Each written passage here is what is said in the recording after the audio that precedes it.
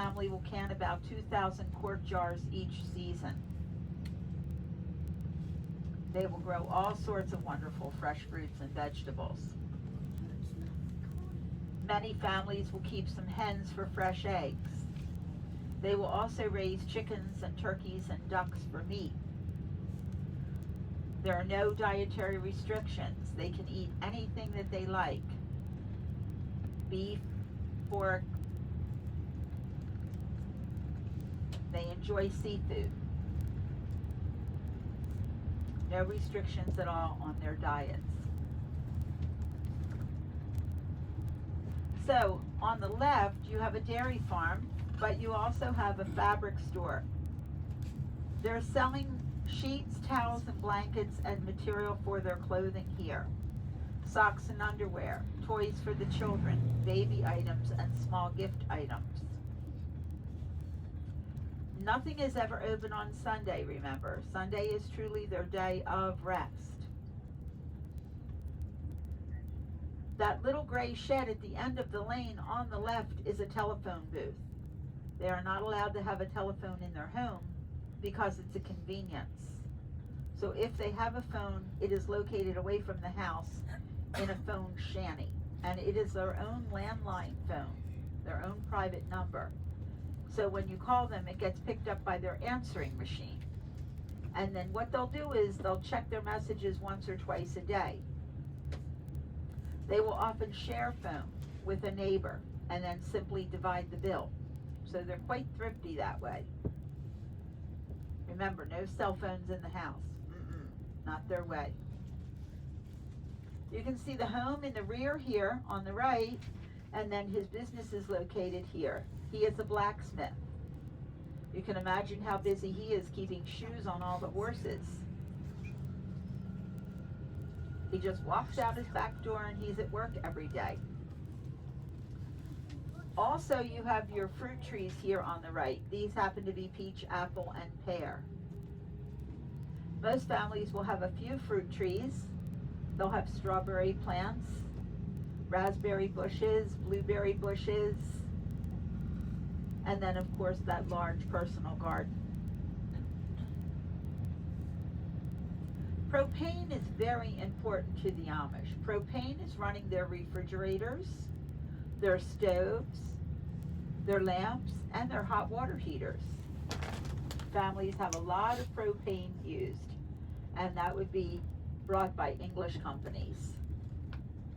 Notice the hens for fresh eggs.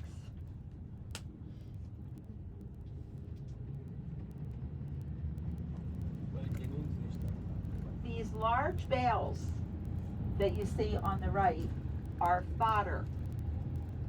The corn has already been harvested. This is what was left in the fields. It was chopped up, it was gathered into rows, and then the baler came and baled it into these large round bales. This is used for bedding in the barn for the animals during the winter months. And they're able to chew on it as well. But it's basically used for bedding.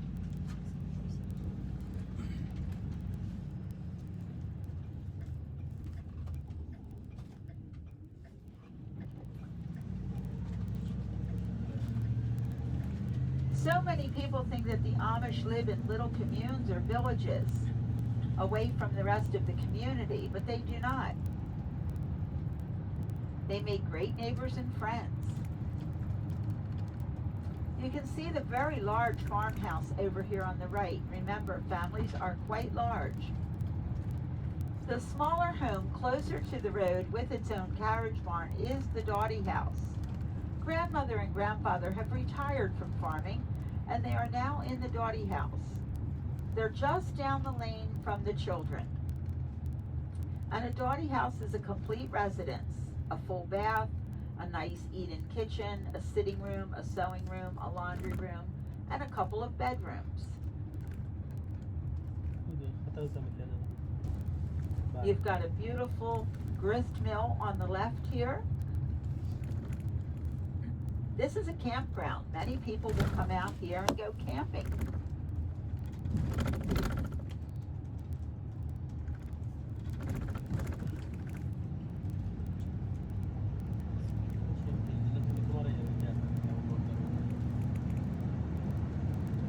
in mind that the Amish are American citizens.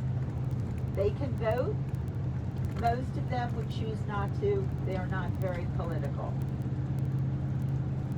They're certainly not going to run for a political office. They do not bear arms. They do not serve in the military. They do not keep a gun in their home for protection. They're very peaceful and conservative people. They pay their taxes. They use our local banks. They have checking accounts, savings accounts, mortgages on their farms and homes.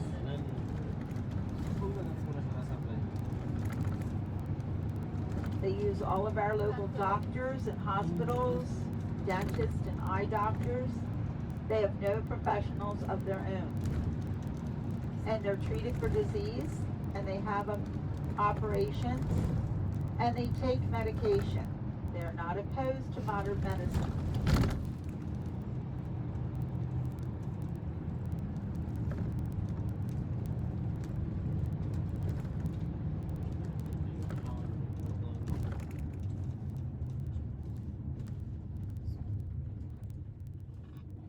Most of the time, the babies are born at home using English midwives.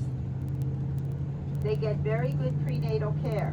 If they think that there may be a problem or complication, they'll have testing done, and it may be suggested that baby come in the hospital.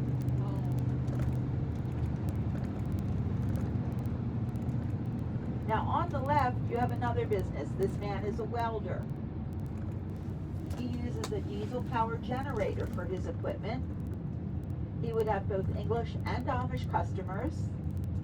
And once again, his home is going to be located on the same property. No long commutes for Daddy.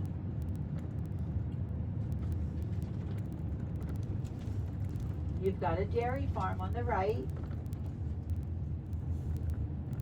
You can see how the hay bales are wrapped in plastic so they can sit out in the weather. If you look very carefully here, you can see this is a tobacco shed. The tobacco would be hung in here while it is drying. After it is stripped and placed into crates, it is sold to English companies and shipped to Europe. Most Amish don't smoke, but they do grow tobacco. It's a very good cash crop for them.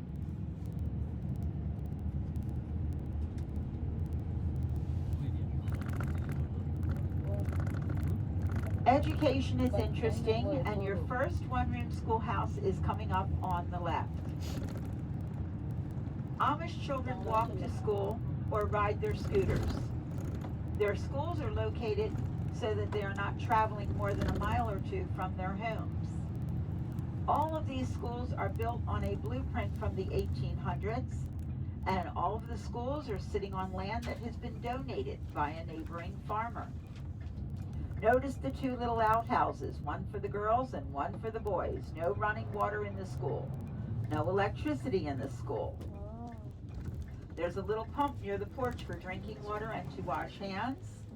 And you'll notice the propane tank for light and heat in the school.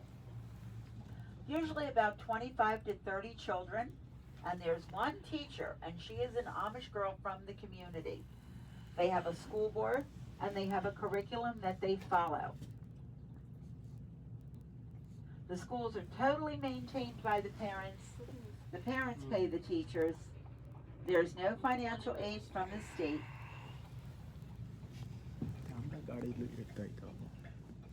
So it's a different way of life. Teachers are always single Amish girls from their own community with the same values as the parents. And they're finished their education at 8th grade. No one goes on to high school, college, or university.